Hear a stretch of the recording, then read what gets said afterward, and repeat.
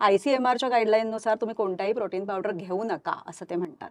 आहारामधून protein जायला हवं ला प्रो आणि अजिबातच याच्या विरोधी अशी दोन्ही मत आहेत. तर हे खरं आहे का की आपल्याला प्रथिनांची गरज असते? ॲब्सोल्युटली असते. प्रथिनांची गरज आपल्या सगळ्यांना असते. अगदी 6 मंथ्सपासून जेव्हा आपण विनिंग सुरू करतो बाळाला तिथपासनं ते अगदी जेरियाट्रिक न्यूट्रिशनपर्यंत म्हाताऱ्या माणसांपर्यंत असते. पण साधारणपणे तुला एक एक्झाम्पल म्हणजे 60 किलो वजनाची एखादी व्यक्ती असेल तर तिला साधारण 1 gram per KG of her weight म्हणजे 60 ग्रॅमपर्यंत प्रोटीन हे जायला हवं दिवसभरात. पण ते आपल्या खाण्यातनं डेफिनेटली मिळतं. ते साधं आपलं जर ताट घेतलं त्याच्यामध्ये 2 फुलके आहेत, 100 ग्रॅम शिजवलेला भात आहे, तुरीचं वरण आहे शिजवलेलं, एक भाजी आहे, कोशिंबीर आहे, चटणी आहे, त्यातनं सुद्धा आपल्याला 12 ते 15 ग्रॅम प्रोटीन मिळत असतात. इसेन्शियल अमायनो ऍसिड्स मिळतात का ह्या सगळ्यातनं व्हेजिटेरियन फूडमधनं असं विचारत असशील तर ज्या काही उसळी डाळी स्प्राउट्स आपण खातो त्यातनं बऱ्यापैकी आपल्याला अमायनो ऍसिड्स इसेन्शियल मिळत असतात.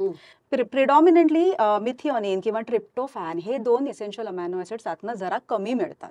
पण ते मॅच करायला आपण जर ताटामध्ये भाकरी खाल्ली नाचणीची तर त्याच्यामधनं आपल्याला ते दोन्ही अमायनो ऍसिड्स भरपूर मिळतात. जर तुमचं ताट जर बॅलन्स्ड असेल तर तुम्हाला सगळे प्रोटीन्स विथ सगळे 9 इसेन्शियल अमायनो ऍसिड्स हे मिळणारच आहे.